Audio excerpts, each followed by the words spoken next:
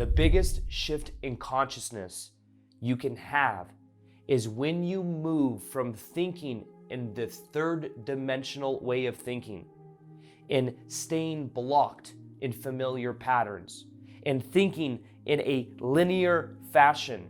It will keep you stuck. It will keep you in similar dynamics over and over again. It'll keep you being reactive to everything that is happening in your life. And when you learn how to think in 4 dimensions, it will change your entire life. It will change how you show up and how other people respond to you. It will change to how you relate to what you are creating in your life. It'll allow you to actually think less thoughts, which will then allow more inspiration, more clarity, and more presence into your life, which will completely change what you perceive of in the outer reality. Now, right now on the planet, there is a shift in consciousness that is happening. Some people have said that we are moving from a 3rd dimensional level of consciousness into a 4th dimensional state of consciousness. In the book, The Law of One, it uses more the term of what are called densities, which are a little bit different. But the idea is we are moving from one level of consciousness, the 3rd density, into what is called the 4th density. 4th density is a new level of consciousness. This is also considered what is called the harvest. The harvest is happening right now on the planet, and most people are not even aware of it.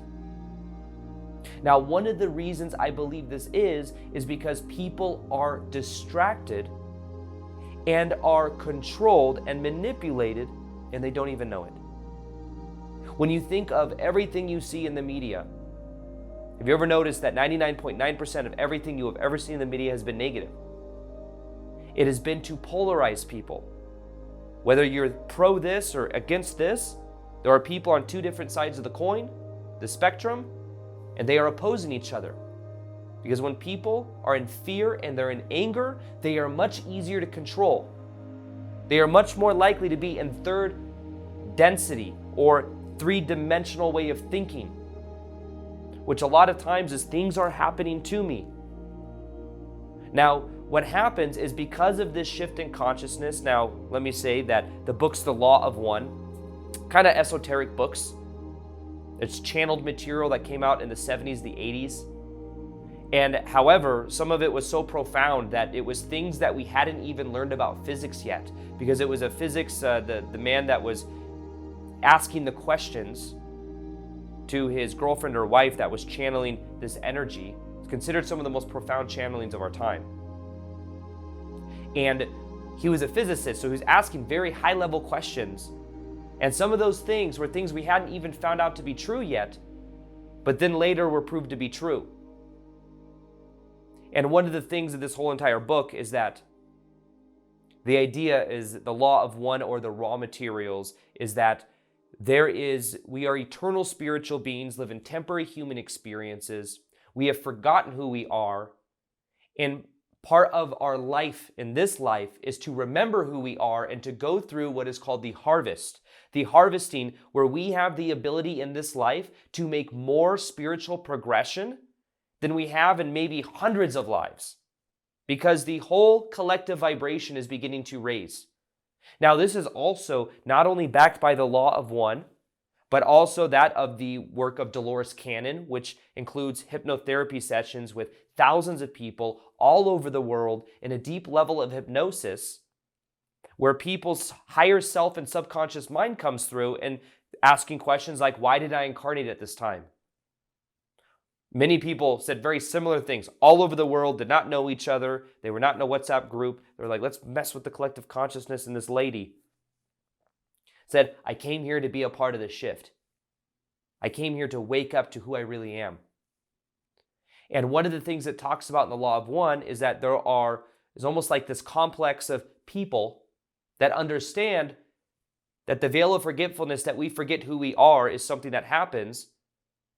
And what they do is they exploit that. They keep people in fear and anger. They keep people forgetting their true power. And they keep them separated. And that's when we look out and we could see that maybe there are certain aspects of that happen when it comes to certain organizations, certain people with certain power. And what we're doing in this life, and let me say this as well, this is a different way of looking at it, but we're eternal spiritual beings who are remembering who we are. We're all one consciousness at the deepest level. In a way, this is like we come here to earth, and this is what the Law of One talks about. We come here to learn love. We come here, and basically when you think of the dimensions as well, think of the bottom 3 chakras. This is the 4th dimension. Think of it as your heart. Think of the first 3 dimensions as the first 3 chakras. This is a good metaphor for understanding this. The root chakra, the sacral, and the solar plexus. These are different. These are also integrated to different organs of the body, but also different aspects of our life. The root chakra, feeling safe, feeling connected. The sacral and the solar plexus, it can be connected to the family, connected to our society, connected to creativity, sexual energy, solar plexus, willpower, purpose.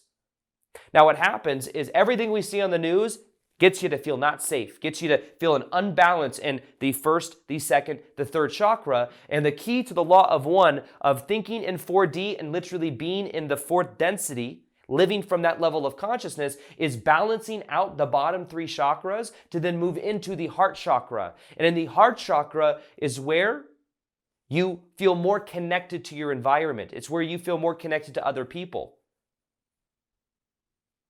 Now, remember, when people are in fear and anger, they're much easier to control. So one of the first parts of this process of thinking in 4th density is also understanding that there is the quantum realm, which you could think of as, I sometimes call it the alternative space. There's an infinite number of realities that exist. And that's why when they say create your own reality, you don't have to create it. It already exists. What quantum physics is showing us is that everything exists here and now. When we think of thinking in 4D, what you are also thinking in is the dimension of time. Now, understand, time is a concept. The only thing that exists in here is here and now. So what you begin doing is realizing that what you want already exists. It's about energetically tuning to that in your energy field. So the love, the money that you want to attract, you think is on the outside. It's going about it from the inside out way instead of the outside in way. It's where you must first energetically feel as if that's already your reality. Visualize the version of you in the quantum field, which has all the alternative space of everything you can imagine. Imagine the version of you that's already abundant, that's already in a loving relationship, and begin to feel gratitude for that being your reality now. Now think about it. The things that you would quote unquote want in a reality where you are in the perfect relationship and have abundance, those things that you want is because of an emotion you will feel. And the emotion you will feel, you already have synchronicities and evidence in your life of where you could feel those emotions. So what you can begin doing is feeling the gratitude for those being in your life now, focusing on it, you begin to charge your energetic field with it, and it begins to then attract to you what is in alignment with it. There's this quantum realm that we exist in that most people negate because they're so caught in cause and effect. Things are happening to me. And sometimes we get caught up because we got to measure every little thing. Sometimes measuring every little thing has you overthink, create resistance, and then experience more negative things.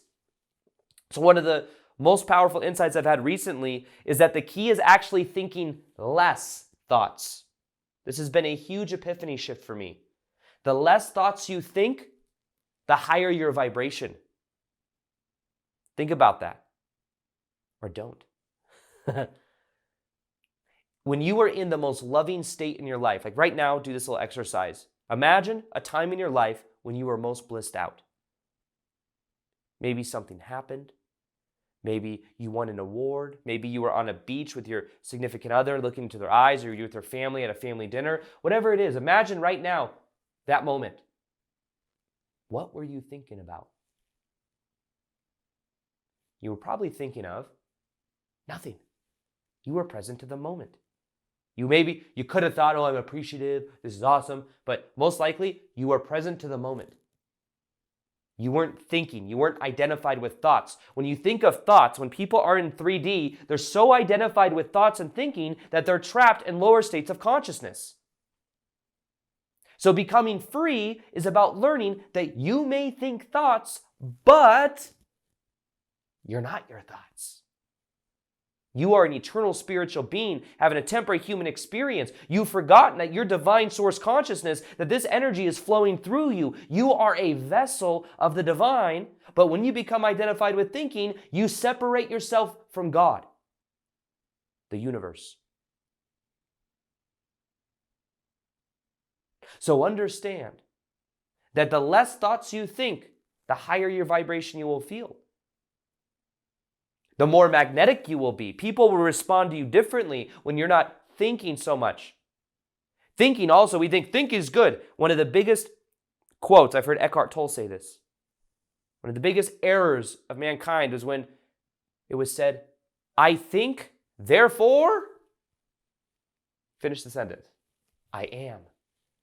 This is the first fundamental flaw of consciousness when we begin to identify with thinking. So what if you don't think? You don't exist? The real way to look at this is I think, therefore I suffer. Suffering comes from thinking. Suffering comes from attachment. Think of even overthinking. Overthinking, thinking back, when you think of animals, animals are very present to the moment. Yes, we have the ability to solve complex skills. It can be a powerful tool, but people become over-identified with it. And thinking in of itself is a survival mechanism. The ego is a survival mechanism. The third dimension of trying to survive because we're in survival emotions and we're identified with thinking is keeping us separated from God and separated from our heart. I'm going to cry. But one of the things to understand about thinking in fourth dimension is moving from the first three chakras into the heart. And as you begin to elevate your vibration, you begin to see things differently. People begin to respond to you differently because you are literally embodying a new energy. You're not thinking so much. Like when I make videos, I'm not thinking. I'm not thinking right now. I'm just being. And the most magnetic you are being. Let me think about the next thing I'm going to say. It's funny, when I do live events, the more I overthink it, the more I'm thinking, the more I'm in my head, the less good it is. The more I just show up and I'm myself and I allow it to flow through, the easier it is. When you take a step in the direction also of the law of one, of knowing we're all one, and you have the intention of adding value to other people, it's like the universe sends you ideas. It sends you people. It sends you synchronicities because you're of value to the collective and it wants to send you more resources to help you. Don't make it about you and thinking and survival. Think about it. Survival into thriving, you are adding value. You're not thinking about just yourself. So when we talk about thinking in the fourth dimension or the fourth density, understand that we are bombarded in our reality with all these things. Social conditioning, social media, with the news and all of these things. The key is understanding that there are these, it's a more esoteric concept, thought forms, mass thought forms that exist where a lot of times we think, I'm thinking my own thoughts. You may be thinking the thoughts of the collective consciousness. And what happens is you can never beat these thoughts. The only way to defeat them is to ignore them and observe them from a neutral place. They're not good, they're not bad, they just are. You fight it, try to fight the thoughts you're thinking, you're going to continue to create resistance. So thinking in the fourth dimension is about understanding, one, that the less thoughts you think, the higher your vibration is, the more present to the moment you are is, the more you allow divine inspiration, divine ideas to come through. Thinking is a survival mechanism. Secondly, it's understanding that cause and effect, linear thinking, in the quantum realm, everything exists here and now. Which means that if everything exists here and now, it's more about energetically tuning to what you want to experience and also understanding your identity. identity.